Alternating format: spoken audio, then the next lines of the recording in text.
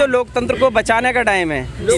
ओवैसी से अच्छा फॉलो करने वाला संविधान को भारत में कौन है, दूसरा मुझे बता दी। उन्हें इजाजत नहीं देती है, उन्हें बोलने की पूरी तरीके से पाबंदी लगा देती है कि अगर तुम बोले तो हमारा हिंदू और यादव वोट हमारा बढ़ जाएगा। देखिए मायावती कमज़ोर होने से ही, मायावती कोई देख बुराई नहीं है, मायावती बढ़िया अच्छी लीडर भी अच्छी हैं, डिसीजन भी अच्छे लेती हैं, लेकिन बुराई ये है उनके गायब हो जाने से। गायब होने का मतलब ये है वो जो है दिखाई नहीं दे रही, इलेक्शन टाइम पे ही आती हैं बताइए, जबकि उनका वोट बैंक बहुत है। वो वैसे ही अपना आ रहे हैं, आना तो आएंगे, जैसे आएंगे वैसे चले जाएंगे। पे रह के समझो चीज़ों को, ज़मीन पे रह के समझोगे तो फ़ायदा होगा। पहली बार जब बहन जी इलेक्शन लड़ने आई थी तो 403 सीटों पर लड़ी थी वो, तो उनको शायद मुझे याद है 4 सीटें मिली थी। तब उनकी कौम ने उन्हें ये नहीं कहा कि ये मतलब ये बी टीम है या मतलब वोट काटना है। आज हमें अपनी शर्म आती है अपनी कौम पर ही कि वो आने वाले समय को नहीं देख रहे, वो ये देख रहे हैं कि हमारा भाई जो खड़ा हुआ है वो खाली वोट काटने को खड़ा हुआ है। अरे वोट काटने को नहीं खड़ा, मायावती बहन जी भी तो आई थी, और भी पार्टियाँ हैं, चंद्रशेखर रावण है, आम आदमी पार्टी, क्या वो वोट मतलब एकजुट करने आए, वो भी तो वोट काटना है, वो भी तो वोट काटेंगे। तो वोट कटवा उन्हें भी कहो, वोट कटवा कहना तो उन्हें भी कहो। तो विकास तो कुछ नहीं हुआ है, जो भी विकास हुआ है अखिलेश के टाइम का है। यहाँ पर समाजवादी पार्टी ने अगर इतना काम कराया तो धर्मेंद्र यादव यहाँ से क्यों हार गए?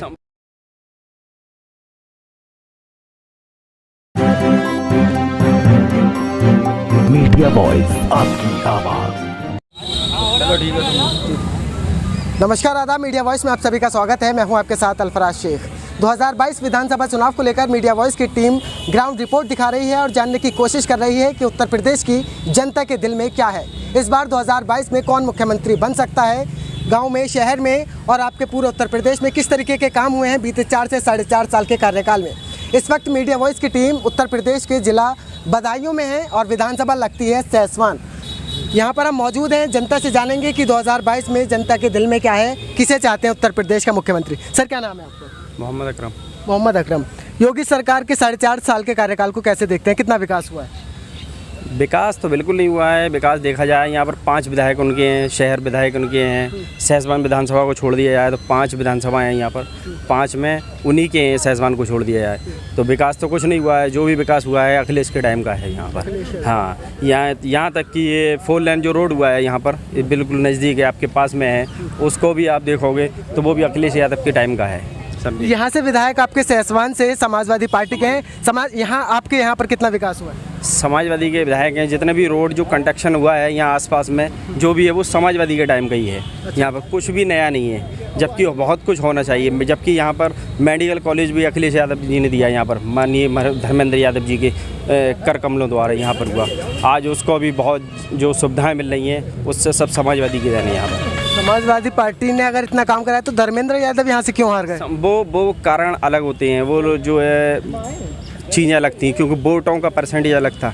जो मौजूदा जो बोर्ड हैं, जितने वोट पड़े थे उससे ज़्यादा वोट निकले थे, समझे। जो डीएम थे यहाँ पर माननीय, मैं नाम उनका भूल रहा हूँ, उन्होंने इस बात को लेकर न्यायालय में भी विचाराधीन चल रहा है मामला। अच्छा, तो 2022 में क्या रुझान बन रहा है? सहसवान की जनता क्या चाह रही है इस बार? सहसवान की जनता तो समाजवादी है, समाजवादी ही चाहेगी और आपस में मिलजुल के सब यहाँ रहते हैं, कोई किसी का वो नहीं है। जी क्या नाम है आपका? मेरा फरहान अहमद नाम। फरहान अहमद। क्या लगता है 2022 में कौन, योगी जी आ रहे हैं, बदलाव होने जा रहा है?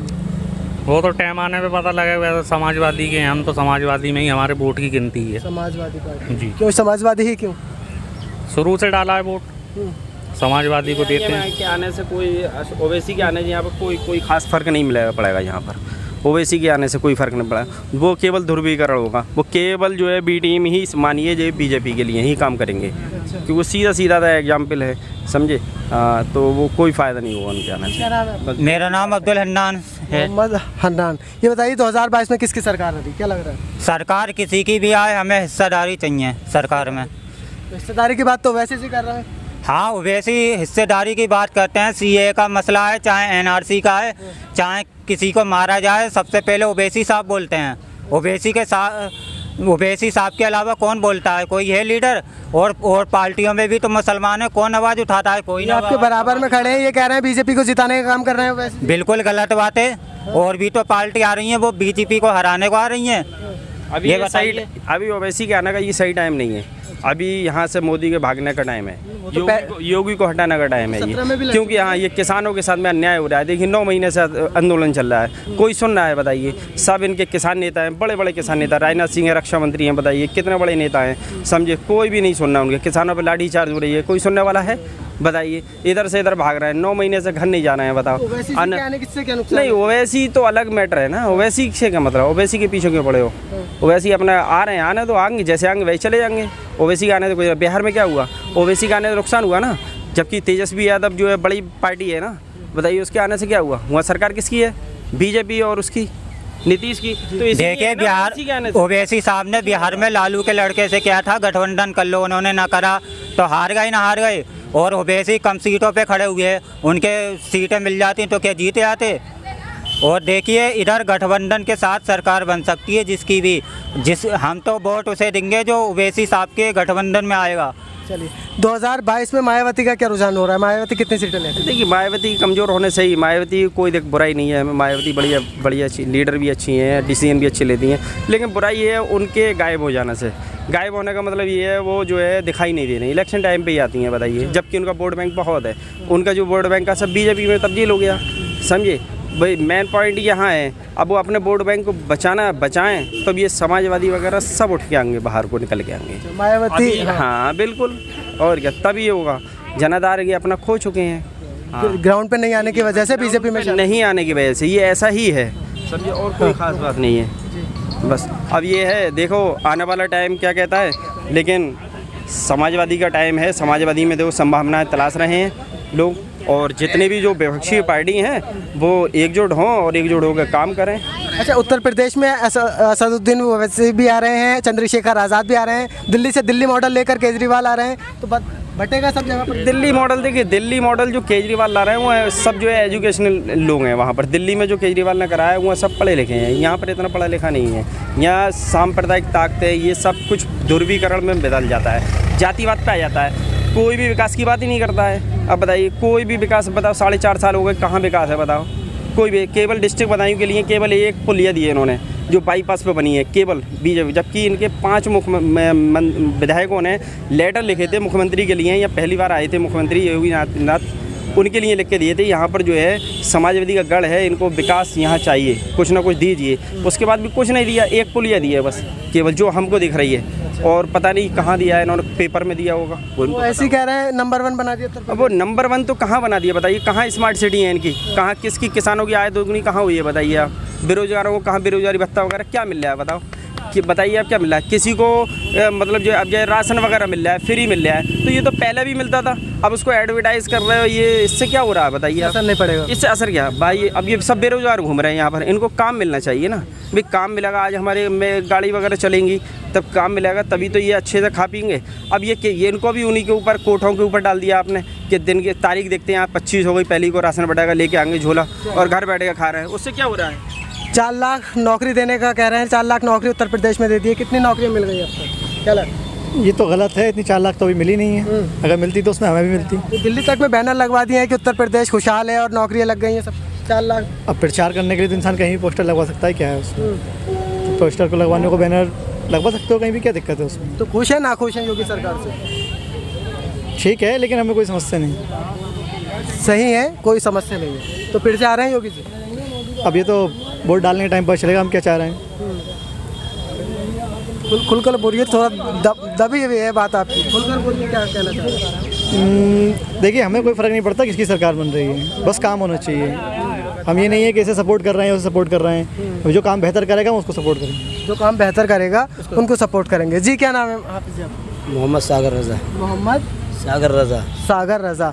तो ये बताइए 2022 में सैसवान की जनता का क्या रुझान बन रहा है? समाजवादी पार्टी का गढ़ कहा जाता है, दोबारा से समाजवादी पार्टी आएगी यहाँ? कोई किसी का गढ़ नहीं है, MIM का गढ़ बनने जा रहा है। MIM का गढ़ जी, तो ऐसा क्यों? ऐसा ही कि मुस्लिम आबादी ज़्यादा है और ओवैसी को वोट करेंगे, ओवैसी हमारे की आवाज़ उठाते हैं। मुस्लिम पार्टी तो समाजवादी पार्टी कही जाती है, मुसलमानों के लिए काम करती है। जब तब कुरान के ऊपर हमला हुआ था तो अखिलेश जी क्यों नहीं बोले थे मुसलमान पार्टी है? तो बाबा जी ने हुजूर को बुरा कहा था तो अखिलेश जी क्यों नहीं बोले थे? अगर मुस्लिम पार्टी है तो वो बताइए क्यों नहीं बोले थे? कहाँ छुप गए थे उसमें? कभी मोम लीचिंग होती है, मुसलमानों को मारा जाता है तो कभी अखिलेश जी बोलते हैं। वो तो टोपी पहनते हैं, कहते हैं कि हम मुस्लिम की पार्टी है। टोपी पहनने से कुछ नहीं, अपनी टोपी पहनते हैं, कभी हमारी पहन लें। आपकी टोपी तो पहनते हैं। टोपी तो वसीम रिजवी पहनता है, तो जिसने कुरान की 26 आयतों को ललकारा था। अच्छा जी। तो 2022 में कौन आ रहा है फिर? जो भी आए वो आएगा, लेकिन वैसे ही 100 सीटों पर लड़ रहे हैं, 100 की 100 जीतेंगे। 100 की 100 जीतेंगे, कह रहे हैं 100 की 100 सीटें जीतेंगे। लेकिन ऐसे में तो 2022 में ही रुझान पता चलेगा 100 में से कितनी सीटें जीत पाए, कितनी जीत पाएंगे।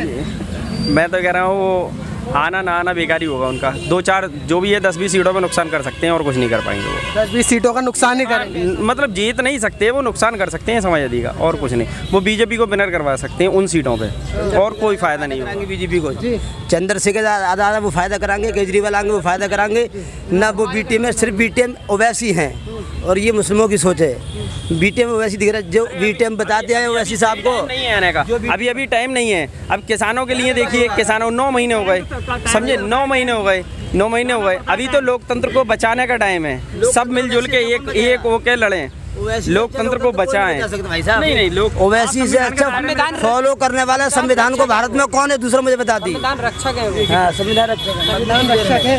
अरे संविधान रक्षक हैं तो फिर बहुत सारी चीज़ों पे क्यों नहीं बोल रहे हैं, ये बताइए। बहुत सारी चीज़ों पे बोल रहे हैं ना। एक बताइए आपको, जो बीजेपी की बीटीएम बताते हैं उनके पास सवाल का जवाब क्या कैसे सब साबित करेंगे। कह रहे हैं बिहार में जिता दिया, सुन क्या बोलते हैं लोग, सुन बिहार में तो अखिलेश भैया भी गए थे लड़ने, 46 सीटों पे लड़े, 2 सीटें जीते। दूसरी बात हमारे भाई भैया कौन थे?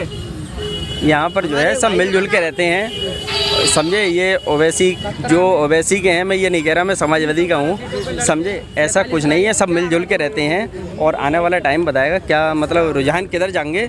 लेकिन जहाँ तक है जितना भी है वो समाजवादी के पक्ष में ही जाएगा, यहाँ का पूरा एरिया।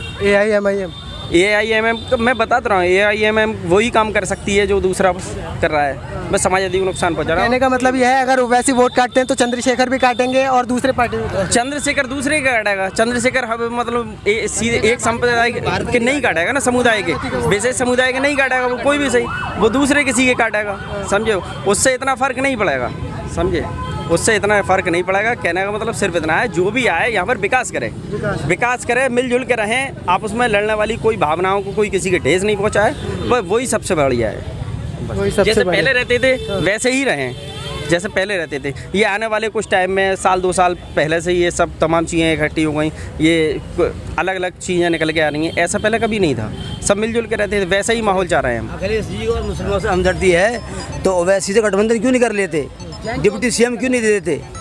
ओवैसी ने कहा डिप्टी सीएम मुस्लिम चाहिए, क्यों पीछे हट रहा है। ओवैसी का है क्या जो ओवैसी से गठबंधन करेंगे, ओवैसी का क्या है। खाली मतलब एक बोर्ड लिस्ट के हिसाब से थोड़ी हो जाता है सब कुछ।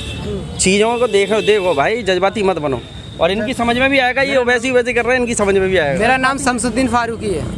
कह रहे हैं जज्बाती मत बनो, सोच समझ कर। हम जज्बाती नहीं हैं। अगर हमें ये बता दें, 17 में 312 सीटों पर अखिलेश यादव ने चुनाव लड़ा था, 312 में 47 सीटें मुस्लिम क्षेत्र से आई थी, तो वो क्यों नहीं हरा पाए थे बीजेपी को उस टाइम पे जो अब हराएंगे। अब कौन सा ऐसा रीजन हो गया। पब्लिक इतनी समझदार है। ऐसे ही जैसे मुरादाबाद में हुआ था पिछले इलेक्शन में 2019 में, 19 में हुआ था, 18 में लोकसभा में, 19 में लोकसभा में, ऐसा ही यहाँ इस बार भी ऐसे ही होगा।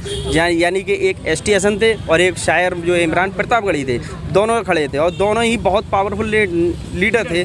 लेकिन पब्लिक ने इतना समझदारी से काम करा, ST हसन को जिताया। क्यों जिताया, जबकि इमरान प्रतापगढ़ी को पूरी हिंदुस्तान में सब जानते हैं। सिर्फ इसलिए कि वोटों को आपस में बंटवारा मत करो, समझदारी से काम करो, एक तरफ जाओ। ST हसन ने बस इसलिए उठाई।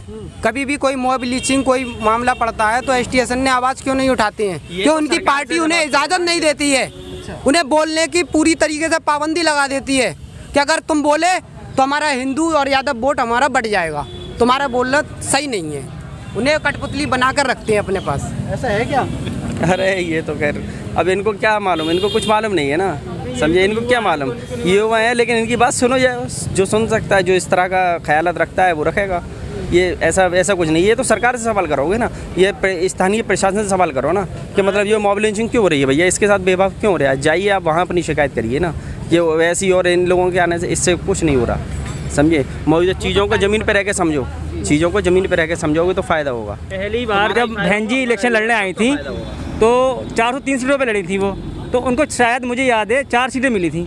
तब उनकी कौम ने उन्हें ये नहीं कहा कि मतलब ये बी टीम है या मतलब वोट काटना है। आज हमें शर्म आती है अपनी कौम पर ही कि वो आने वाले समय को नहीं देख रहे, वो ये देख रहे हैं कि हमारा भाई जो खड़ा हुआ है वो खाली वोट काटने को खड़ा हुआ है। अरे वोट काटने को नहीं खड़ा, मायावती बहन जी भी तो आई थी, और भी पार्टियाँ हैं, चंद्रशेखर रावण है, आम आदमी पार्टी क्या वो वोट मतलब एकजुट करने आए, वो भी तो वोट काटने आए, वो भी तो वोट काटेंगे। तो वोट कटवा उन्हें भी कहो, वोट कटवा कहना तो उन्हें भी कहो। वोट काटने के लिए नई नई पार्टियाँ आ रही हैं। जी क्या नाम है आपका? मेरा नाम पप्पन है। पप्पन, ये बताइए 2022 में योगी जी आ रहे हैं या बदलाव होने जा रहा है उत्तर प्रदेश में? बदलाव होगा यहाँ तो। कौन आ रहा है फिर? हैं? कौन आ रहा है? ओवैसी से आना चाहिए। ओवैसी साहब आ रहे हैं? हाँ। उत्तर प्रदेश में ओवैसी साहब आ रहे हैं। 100 सीटों पर लड़कर कैसे आ जाएंगे? क्यों गठबंधन करेंगे? किससे? किससे? किसी से भी कर सकते हैं वो। कोई तो तैयार है नहीं। वो ओम प्रकाश राजभर जी से मिलते हैं, वो जाकर बीजेपी से मीटिंग कर लेते हैं, फिर कहते हैं बोले गठबंधन, चर्चाएं चलती हैं गठबंधन नहीं होता। बगैर गठबंधन के तो कोई काम ही नहीं होगा, चाहे अखिलेश से कर लें चाहे मायावती से कर लें। अखिलेश जी से गठबंधन करें, अखिलेश जी से गठबंधन करें और इंशाल्लाह सीटें बहुत सारी आएंगी। मुस्लिम वोट बहुत है, कोई ऐसी बात नहीं है। देर किस बात के, वो गठबंधन क्यों नहीं कर रहे हैं? अखिलेश जी को करना चाहिए, हक देना पड़ेगा, हमारा हक है, वो हमें मिलना चाहिए। तो बधाइयों की ये विधानसभा सहसवान है। सहसवान की जनता का आपने रुझान जाना कि 2022 में सहसवान की जनता किसे जिताएगी। असदुद्दीन ओवैसी की तरफ भी इनका रुझान बन रहा है और समाजवादी पार्टी की भी तरफ इनका रुझान बन रहा है। लेकिन ऐसे में देखने वाली बात यह होगी कि 2022 में क्या समाजवादी पार्टी के विधायक एक बार फिर से यहाँ से बनते हैं या फिर AIMIM यहाँ पर अपनी सेंध मारती है और अपना विधायक बना पाती है या नहीं, ये तो आने वाला वक्त ही तय करेगा। कौन कितना विकास करा पाएगा ये जनता से फिर आकर हम जानेंगे ज़रूर। आप देख रहे थे मीडिया वॉइस। ये रिपोर्ट आपको कैसी लगी हमें कमेंट करके ज़रूर बताइए। देखते रहिए मीडिया वॉइस। शुक्रिया।